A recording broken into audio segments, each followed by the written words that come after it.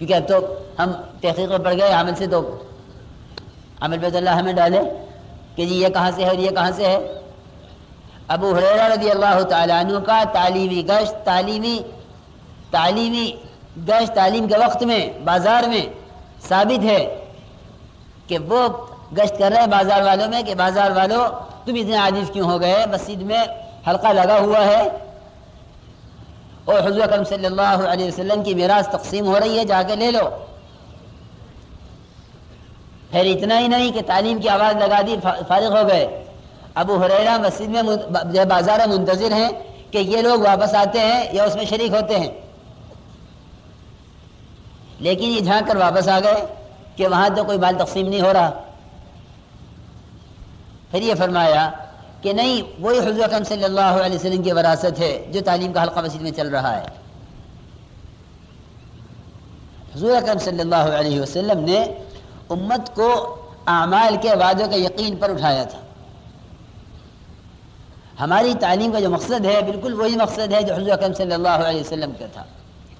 انما بعثت معلما، مجھے سکھلانے والا بنا کر بھیجا گیا ہے۔ سکھلانے والے کا کیا مطلب ہے کہ سکھلانے والا اس وقت تک مطمئن نہیں ہوتا جب تک سننے والا کسی درجے تک نہ پہنچ جائے۔ استاد شاگرد کو سکھلانے میں، مالک اپنے مزدور کو سکھلانے میں اس وقت تک مطمئن نہیں ہوتا جب تک یہ کسی درجے پہ نہ پہنچ جائے۔ دیکھو میرے دوستو، ان فضائل کا سننا خاص طریقے کا سننا ہے۔ یہ نہیں کہ 5 منٹ 4 منٹ تعلیم کا حلقہ ہو جاوے، پھر جن کو معلومات ہو گئی ان احادیث کی وہ یوں کہیں گے کہ ہمیں معلوم ہے کہ یہ حدیث یوں ہے، اب کہیں اور سے پڑھو۔ نہیں، مولانا صاحب کی ہدایات میں صاف لکھا ہوا ہے کہ حفظ اس تعلیم کا موضوع نہیں ہے، احادیث کا حفظ کرنا تعلیم کا موضوع نہیں ہے،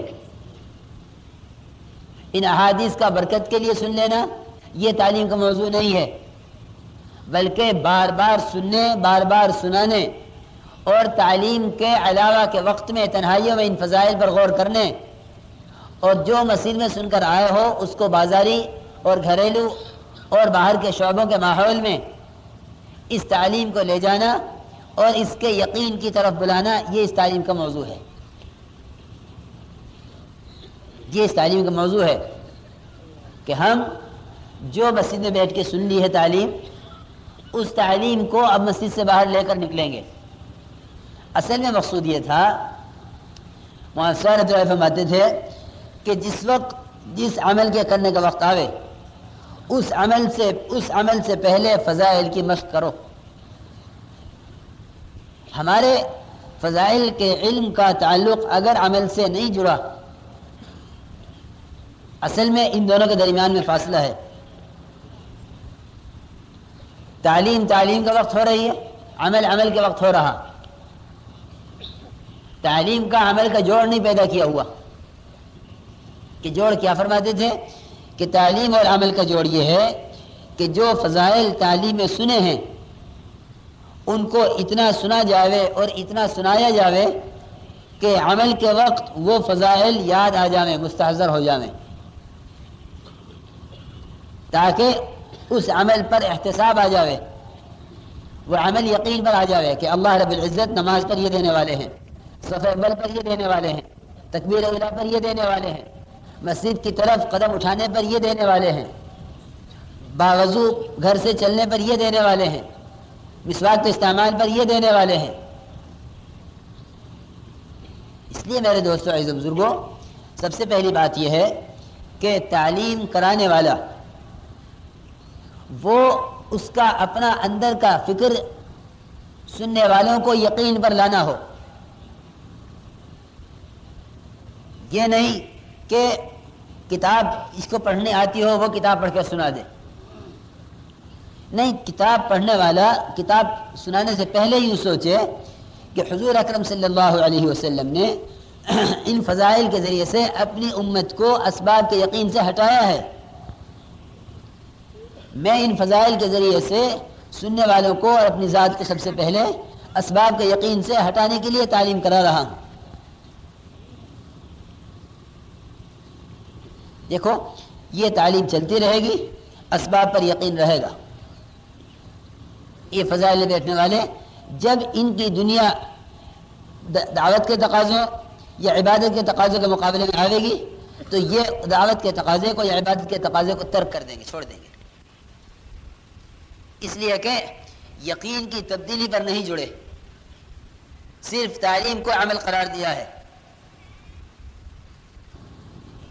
ہم جو بات عرض کر رہے ذرا سا غور کرنا پڑے گا کہ آیا تعلیم کا موضوع امت کو عمل پر لے آنا ہے یا تعلیم کا موضوع امت کے یقینوں کو اسباب سے پھیر کر اللہ رب العزت کے اوامر پر لانا ہے؟ یہ تو میں آپ حضرات سے صاف عرض کروں کہ آپ سب کو اس میں فرق کرنا پڑے گا. جتنے نئے پرانے ہیں ان سب کو سوچنا پڑے گا کہ آیا تعلیم عمل پر لانے کے لیے ہے یا تعلیم یقین کی تبدیلی کے لیے ہے؟ ایک وہ عوام الناس ہیں جو عمل پر نہیں، وہ آپ کی تعلیم میں آ کے شریک ہو جائیں گے. ہماری مسجد وار جماعت کی یقین کی تبدیلی کے لیے مسجد وار جماعت کی اپنی تعلیم ہے. اس کا کیا مطلب ہے کہ مسجد وار جماعت نے اپنی تعلیم کی ہوئی ہے محلے والوں کے تابع. میرے کو تو اچھی طرح آپ حضرات سن لیں بات کہ تعلیم مسجد کی ہرگز محلے والوں کی نہیں ہے.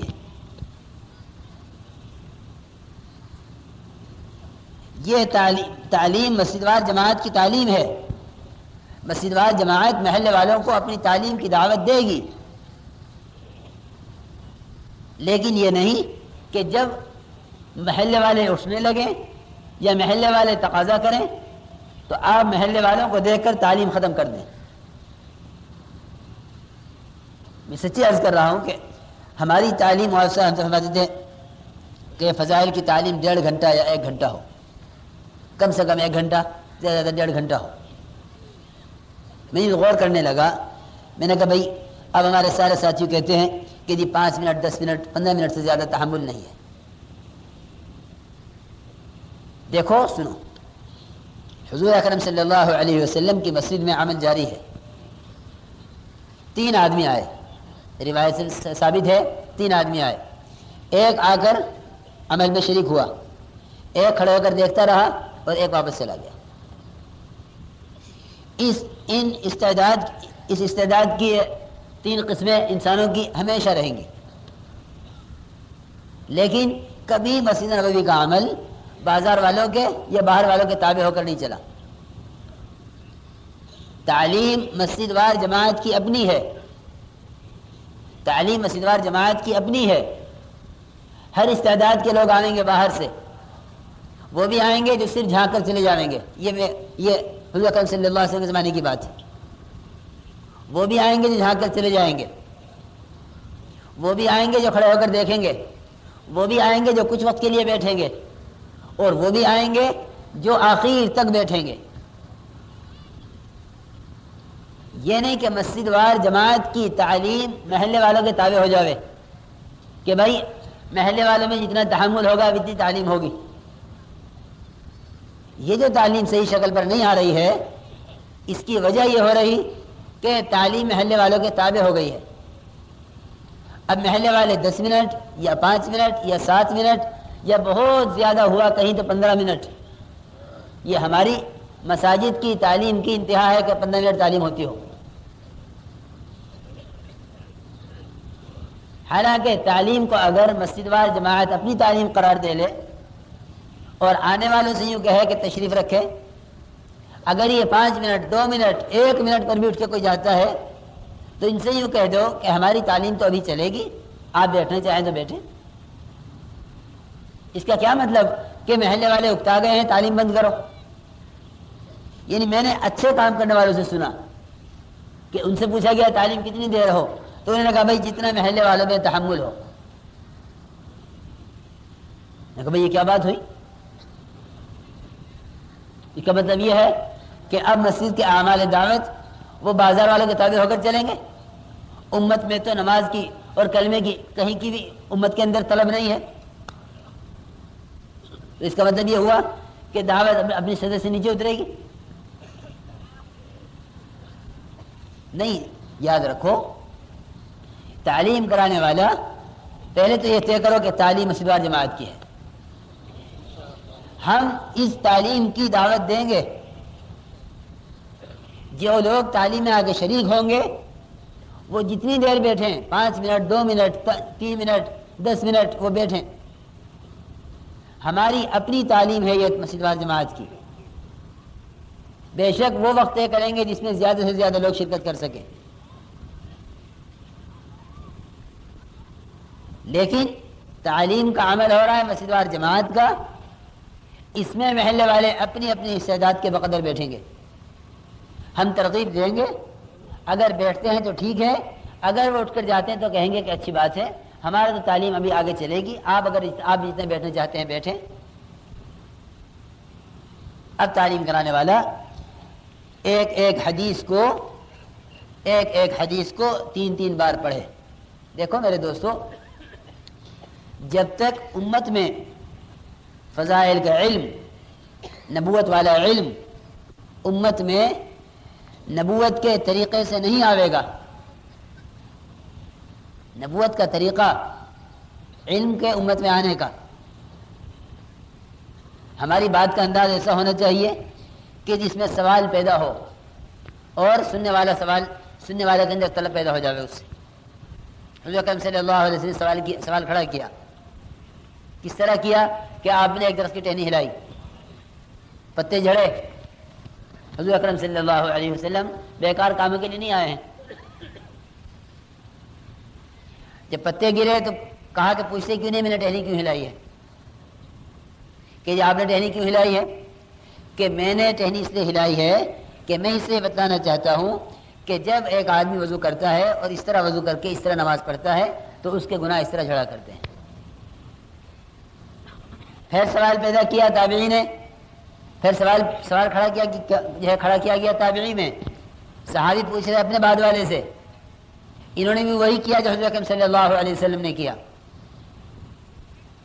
انہوں نے بھی وہی کیا جو حضرت اکرم صلی اللہ علیہ وسلم نے کیا۔ پھر سوال پیدا ہوا کہ صحابی سے کہ آپ نے یہ شاخ کیوں ہلائی ہے، ٹہنی کیوں ہلائی؟ انہوں نے وہی بات بتلائی جو بات حضرت اکرم صلی اللہ علیہ وسلم نے بتلائی ہے۔ نبوت سے امت میں علم کے آنے کا ایک راستہ ہے، ایک طریقہ ہے۔ مولانا فرماتے تھے کہ تعلیم کرانے والا ایک ایک حدیث کو ٹھہر ٹھہر کر پڑھے۔ یوں آیا ہے روایت میں، حضور اکرم صلی اللہ علیہ وسلم اس طرح بات فرماتے تھے کہ اگر کوئی آپ کے الفاظ کے حروف کو شمار کرنا چاہے تو کر لے، آپ کی بات کے حروف اگر کوئی شمار کرنا چاہے تو کر سکتا تھا، یہ آیا ہے روایت میں۔ آپ بات کو اتنا واضح اور اتنا آسان اور اتنی آہستہ آہستہ فرماتے تھے، پھر یہی نہیں بلکہ ایک بات کو 3 بار فرماتے تھے۔